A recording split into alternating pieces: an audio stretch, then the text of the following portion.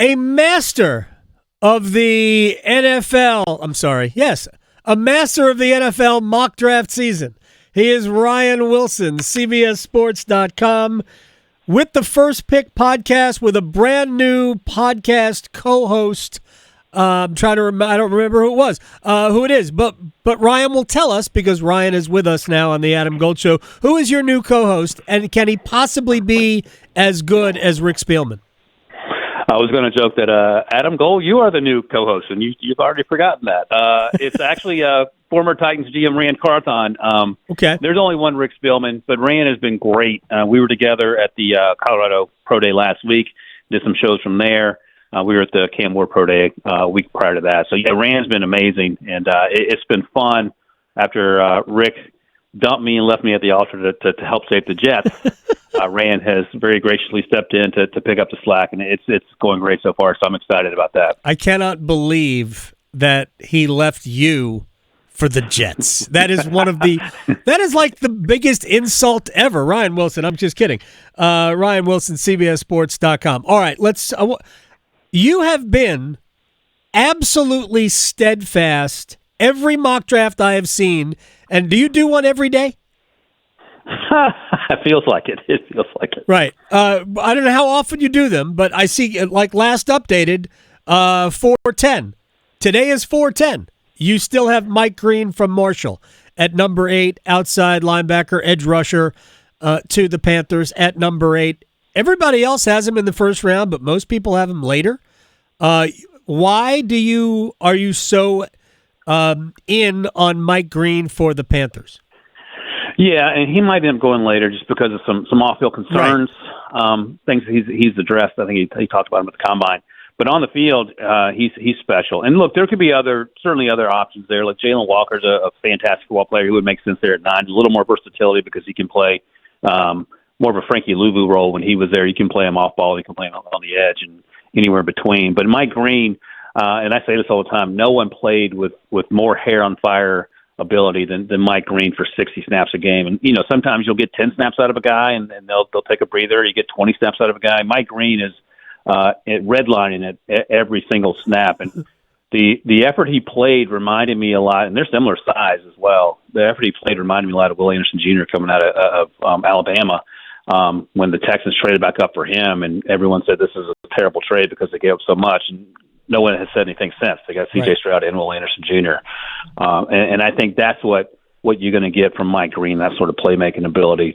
And that's something that the Panthers need in a post-Brian Burns world.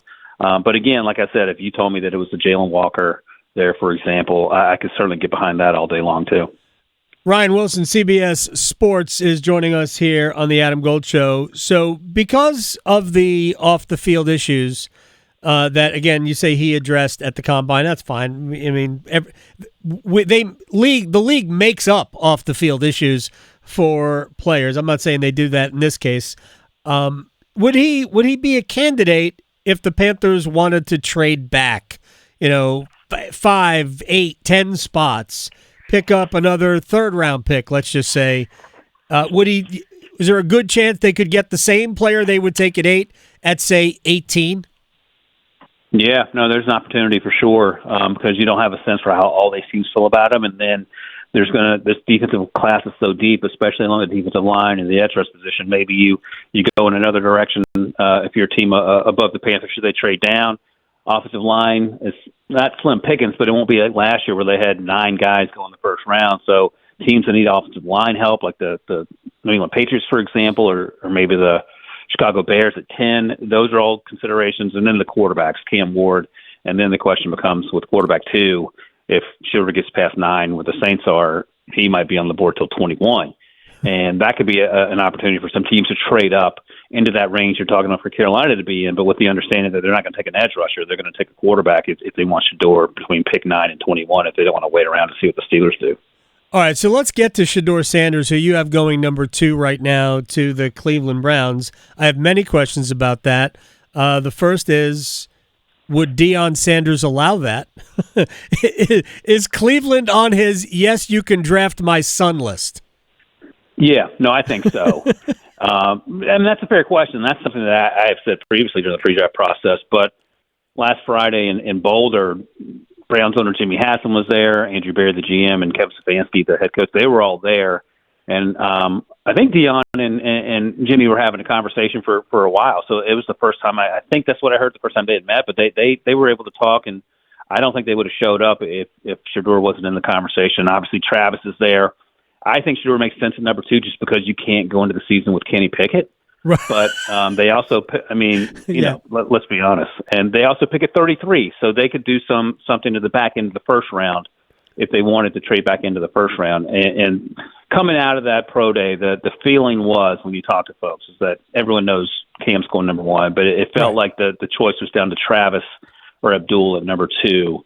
And then the question becomes, do the Giants take a quarterback at 3 or do something else because Travis and or Abdul is going to be there. You say Jimmy Haslam was there. Did he bring the gentleman living on the streets of Cleveland who convinced him to take Johnny Manziel? Did he also make the trip to Pro Day? No, he did not. I haven't thought about that man in 10 years, but I thank you for the call back. You're welcome. That's a deep cut from Adam Gold. I mean, you just never know where you're going to get advice from. Woody Johnson's son was giving him advice based on Madden ratings during the season. I know the Steelers met with Shadur Sanders.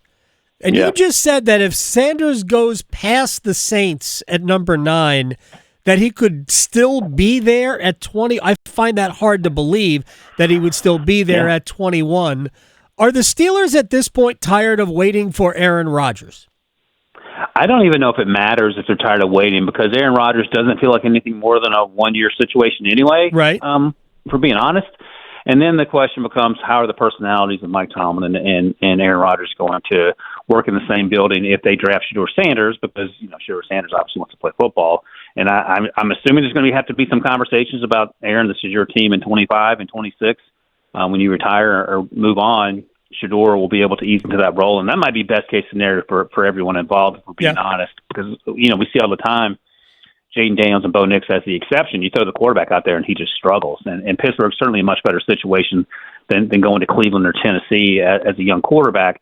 And maybe that means waiting for a season or a half a season, and in which case I think that works. I think Shadur at 21 feels as close to a no-brainer as you're going to get, and it doesn't feel like the reach that the Steelers made a few years ago when they drafted Kenny Pickett at 20 in that 2022 draft class that didn't really quite work out for any of the QBs.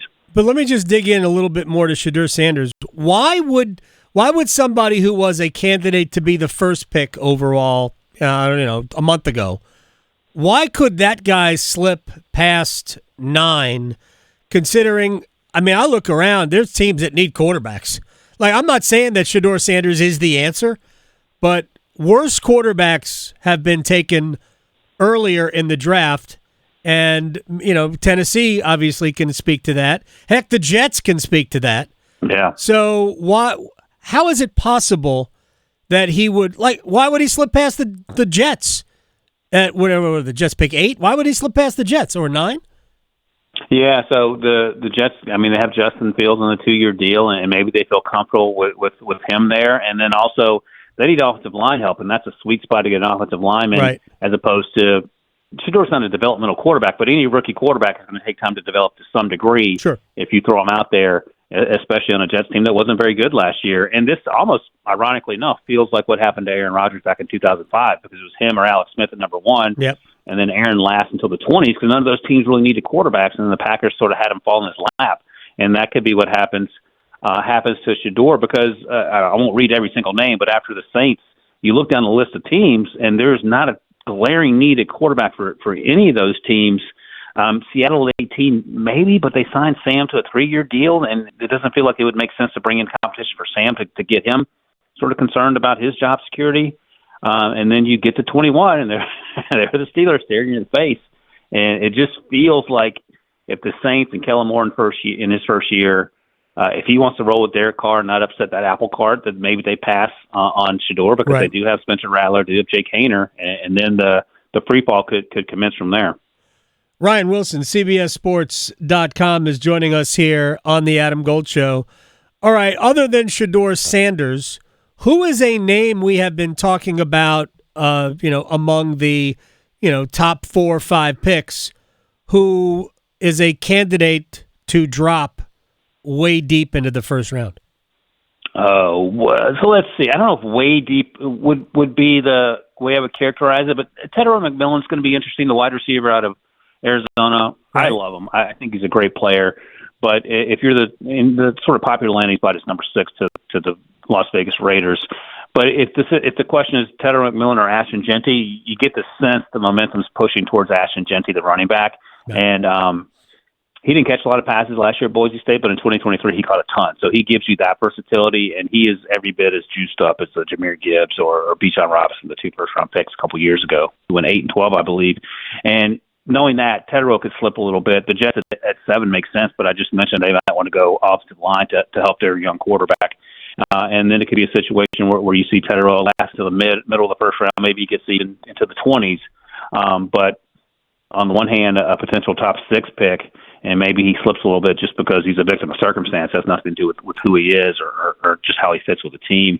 Another guy that I've been talking about that I like, but I just don't love as much as everyone else, is Mason Graham, the defensive tackle out of Michigan. And he might slip out of, Jaguars at 5 are the popular landing spot. He might slip into the teens. I mean, that could be a realistic possibility. Again, not a far fall, and he's a great player, but I don't know if he's going to go as high as folks think he might. And again, I liked him a lot, but I just didn't love him as much as I loved to say Quentin Williams a few years ago, who was a clear-cut, to me, best player in the draft type guy. Ryan Wilson, CBSSports.com, is joining us here on the Adam Gold Show. You mentioned Ashton Jeanty, and I'm not saying he won't be a wonderful player, but if you're a team that isn't like a running back away from being a legit contender, why would you take him? Well, I mean, Vegas desperately needs help at wide receiver. And last year we had the same conversation, like, why would you take Brock Bowers at 13? And he might be the best player in the league. Right. Only a slight exaggeration. So if you keep accumulating best players in the league, and then you add someone like Geno Smith, who is a huge upgraded quarterback, I think maybe you're suddenly in a much better position than you were 2 months ago. The problem, of course, is that you play in the same division as the Chiefs, and the Chargers are getting better, and the Broncos are obviously better. So you're sort of up against it. And maybe the plan is just to accumulate guys who can dominate one-on-ones and then try to figure out the rest. And that might be the tack they're going. New coach and Pete Carroll, Chip Kelly's new OC. So they have those new guys in place as well. I don't hate it there, and you're right, they have a lot of other needs, but they're not also one offensive lineman away, one wide receiver away, so maybe they just take the best player and just regroup in round 2. But the reason I bring it up is that the Giants took Saquon Barkley number 2, and nobody is saying that he wasn't an amazing player. And for all we know, he ends up being the best player in that draft. I don't even remember who was in that draft. But the Giants were terrible. So why are you taking a running back where you need so many other things? So if the Raiders or whoever, one of your colleagues has Jeanty going to Jacksonville with the 5th pick.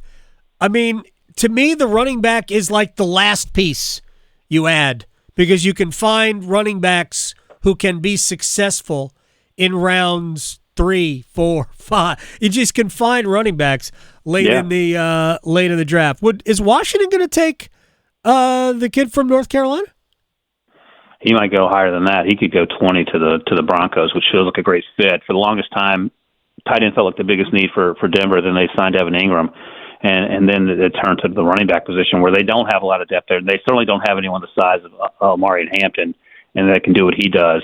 And again, I think the thinking there is similar to the thinking that we're talking about with the teams at the top of the draft, especially if we're talking about the Jaguars. You get a running back just to help that young quarterback take some of the pressure off of him. But your point is a valid one as well, Adam, is that you can find these guys on day 2 and day 3 who can help your quarterback. Just maybe you're getting 80% of the production you would have gotten out of the first round pick. But, we fall in love with these guys and we talk ourselves into these stories, and that's what happens. Ryan Wilson, a mock draft every day, almost. It seems like it's every day. How often do you do them? I think they changed the timestamp, so that's what gets people. Okay. I do I have two more coming. I'll have one, what I think should actually happen on Wednesday before the draft, and then Thursday morning of the draft, I'll have my final mock draft, which I'm sure every pick will be exactly right. I'm sure they will. Will it be a 7-round mock, or do you need to be committed before you do one of those? Yeah, I would appreciate you not putting that out there for my bosses to potentially hear. All right, good. Ryan Wilson, my friend, I appreciate your time. The pride of Bowie's Creek, North Carolina. Be well. I'll talk to you soon. Thank you, Adam.